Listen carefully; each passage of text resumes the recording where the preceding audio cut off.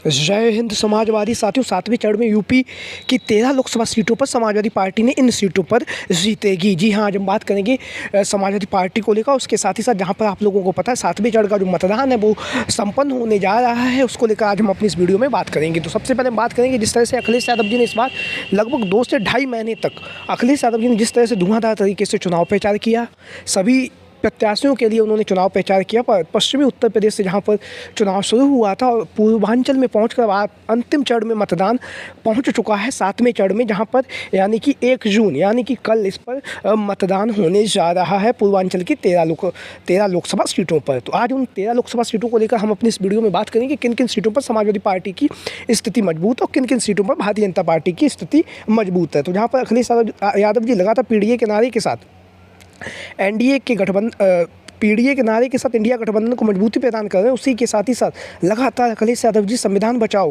भाजपा भगाओ जैसे नारों के साथ लगातार लोकसभा चुनाव के लिए डटे हुए लगातार चुनाव प्रचार भी कर रहे हैं। जहां पर राहुल गांधी जी ने लगातार अखिलेश यादव जी के साथ में मिलकर लगातार चुनावी जनसभाओं को संबोधित किया है। वहीं पर 7वें चरण के मतदान में इंडिया प्रत्याशी हैं, उसके लिए लगातार इंडिया अलायंस की तरफ से जनता से अपील की जा रही है कि इंडिया गठबंधन के जो प्रत्याशी हैं 13 लोकसभा सीटों पर उन्हें विजयी बनाएं। तो एक एक करके हम बात करेंगे किन किन सीटों पर समाजवादी पार्टी की स्थिति मजबूत है। उसके साथ बाद अंत में हम बताएंगे किन किन सीटों पर भारतीय जनता पार्टी की स्थिति मजबूत है। तो सबसे पहले हम बात करेंगे, आप लोग देख रहे हैं गाजीपुर, सबसे पहले हम बात करेंगे घोसी लोकसभा सीट से। घोसी की लोकसभा सीट जहां से राजीव राय चुनावी मैदान में उतरे हुए हैं।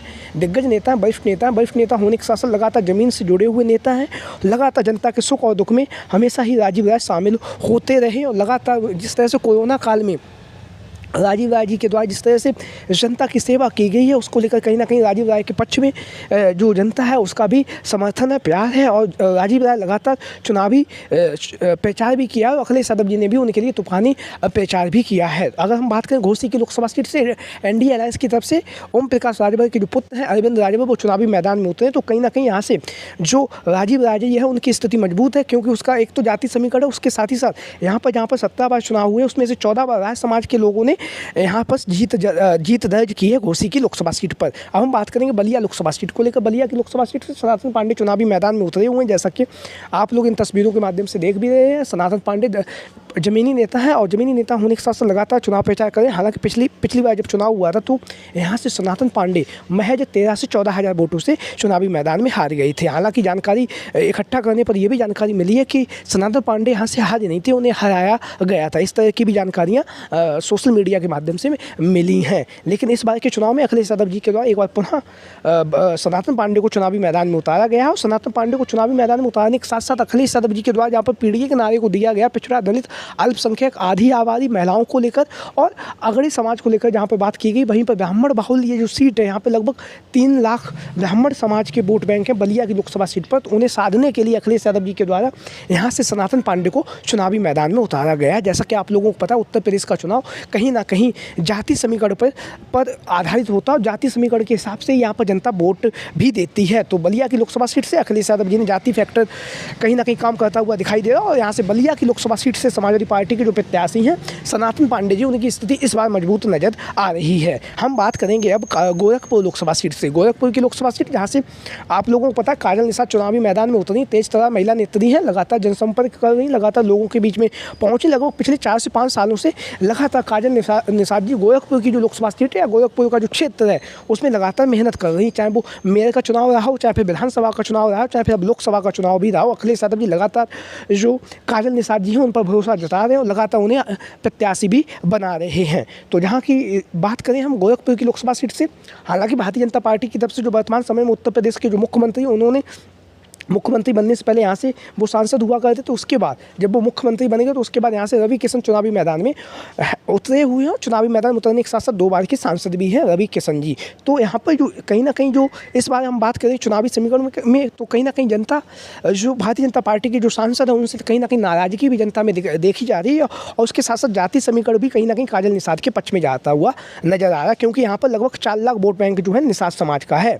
अब हम बात करेंगे गाजीपुर लोकसभा सीट को लेकर। गाजीपुर की लोकसभा सीट अफजल अंसारी चुनावी मैदान में उतरे हुए हैं, लगातार जनसंपर्क कर रहे हैं, लोगों के बीच में पहुँचे हैं। लोगों के बीच में पहुँचने के साथ ही साथ वर्तमान समय में सांसद भी हैं। सांसद होने के साथ साथ अखिलेश यादव जी के द्वारा लोकसभा का एक चुनाव 2024 के लिए उन्हें लोकसभा का प्रत्याशी भी बनाया गया है गाजीपुर की लोकसभा सीट से अफजल अंसारी जी को। हालांकि 2019 के चुनाव में सपा बसपा का जब गठबंधन था तो बीएसपी के टिकट पर अफजल अंसारी गाजीपुर से चुनावी मैदान में उतरे थे और उन्होंने जीत भी दर्ज की थी। लेकिन इस बार वह समाजवादी पार्टी के मुखिया अखिलेश यादव जी ने उन्हें पर भरोसा जताया और गाजीपुर की लोकसभा सीट से अफजल अंसारी को चुनावी मैदान में उतारा भी है। और उसके साथ साथ यहाँ का जो जाति समीकरण की बात करें तो यहाँ पर पिछड़ा, दलित और अल्पसंख्यक, अगर हम इन तीनों कम्युनिटी को मिला दें तो यहाँ पर जितना वोट बैंक टोटल है उसका लगभग आधा वोट बैंक हो जाता है। तो कहीं ना कहीं अफजल अंसारी की जो स्थिति है वो यहाँ पर मजबूत नज़र आ रही, क्योंकि पीडीए के नारे के साथ अखिलेश यादव जी लोकसभा चुनाव लड़ रहे हैं, वहीं पर अफजल अंसारी जी को जो यहाँ से जो उनकी स्थिति है वो मजबूत नज़र आ रही है। अब हम बात करेंगे कुशीनगर लोकसभा सीट से। कुशीनगर की लोकसभा सीट जहाँ से आप लोगों को पता पिंटू सेंथावर चुनावी मैदान में उतरे हुए हैं। तेज नेता हैं, वरिष्ठ नेता, लगातार जनसंपर्क कर रहे हैं, लगातार लोगों के बीच में पहुँच रहे हैं, लगातार लोगों के बीच में पहुँच कर लगातार इंडिया अलायंस को मजबूती प्रदान कर रहे हैं। वहीं पर भारतीय जनता पार्टी की तरफ से यहाँ से जो सांसद हैं उन्हें चुनावी मैदान में उतारा गया। उसकी के साथ ही साथ जो पल्लवी पटेल की जो पार्टी है पीडीएम, उसने यहाँ से जो स्वामी प्रसाद मौर्य जी हैं वो चुनावी मैदान में उतरे हुए हैं। अब हम बात करेंगे जैसा कि आप लोग देख रॉबर्ट्सगंज लोकसभा सीट से। रॉबर्ट्सगंज की लोकसभा सीट से यहाँ से आप लोगों को पता है छोटे लाल खरवार चुनावी मैदान में उतरे हुए हैं। और उसके साथ ही साथ यहाँ की जो लोकसभा सीट है, रॉबर्ट्सगंज की जो लोकसभा सीट है, यहाँ से जो स्थिति है वो कहीं ना कहीं खरवार समाज यहाँ पर अधिक संख्या में है और अधिक संख्या में होने के साथ साथ यहाँ का जाति समीकरण भी कहीं ना कहीं समाजवादी पार्टी के पक्ष में जाता हुआ नजर आ रहा है। हम बात करेंगे चंदौली से विजेंद्र सिंह इंडिया अलायंस के प्रत्याशी हैं, लगातार जमीनी नेता, वरिष्ठ नेता हैं, लगातार जनसंपर्क कर रहे हैं, लगातार अखिलेश यादव जी ने उनके लिए चुनावी जनसभाओं को भी संबोधित किया है।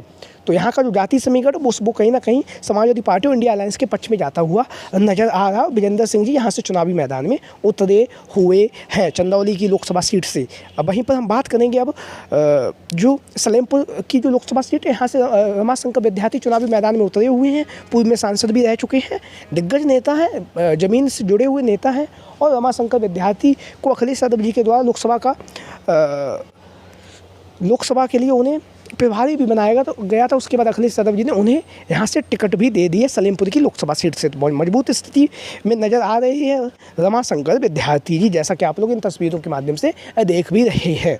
वहीं पर हम बात करेंगे अब मिर्ज़ापुर लोकसभा सीट को लेकर। मिर्ज़ापुर की लोकसभा सीट से रमेश बिंद चुनावी मैदान में उतरे हुए हैं। वहीं पर एनडीए की तरफ से यहाँ से अनुप्रिया पटेल चुनावी मैदान में उतरी हुई हैं। अगर हम बात करें मिर्ज़ापुर की लोकसभा सीट तो कहीं ना कहीं यहाँ से जो भारतीय जनता पार्टी है उसकी स्थिति मजबूत नज़र आ रही है। इसके साथ ही साथ अब हम बात करेंगे जो वो है बनारस की लोकसभा सीट से। जैसा कि आप लोगों को पता नरेंद्र मोदी चुनावी मैदान में उतरे हुए हैं। वहीं पर इंडिया अलायंस की तरफ से यहाँ से जो कांग्रेस पार्टी के जो प्रदेश अध्यक्ष अजय राय चुनावी मैदान में उतरे हुए हैं। तो बनारस की लोकसभा सीट पर कहीं ना कहीं नरेंद्र मोदी जी यहाँ से चुनाव जीतते हुए नजर आ रहे हैं। और उसके साथ ही साथ हम बात करेंगे बांसगांव, और बांसगांव के साथ ही साथ महाराजगंज। ये 2 लोकसभा सीटें हैं जहाँ पर भारतीय जनता पार्टी की स्थिति मजबूत नजर आ रही है। तो हम बात करेंगे 13 लोकसभा सीटों में से लगभग 9 लोकसभा सीटों पर इंडिया अलायंस की स्थिति मजबूत है। वहीं पर 4 लोकसभा सीटों पर भारतीय जनता पार्टी एनडीए गठबंधन की स्थिति मजबूत नजर आ रही है। आप लोगों की क्या राय है? सभी साथी कमेंट बॉक्स के माध्यम से अपनी राय जरूर दें। 7वें चरण की 13 लोकसभा सीटों में से इंडिया अलायंस कितनी सीटें जीतने जा रहा है, इसको लेकर आप लोग अपनी राय कमेंट बॉक्स के माध्यम से दे सकते हैं। अगर आप लोग हमारे इस चैनल पर आज पहली बार आए हैं तो चैनल को सब्सक्राइब करें, वीडियो को लाइक करें। वीडियो को अंत तक देखने के लिए आप सभी का बहुत बहुत धन्यवाद एवं आभार। जय हिंद, जय भारत, जय समाजवाद, जय अखिलेश।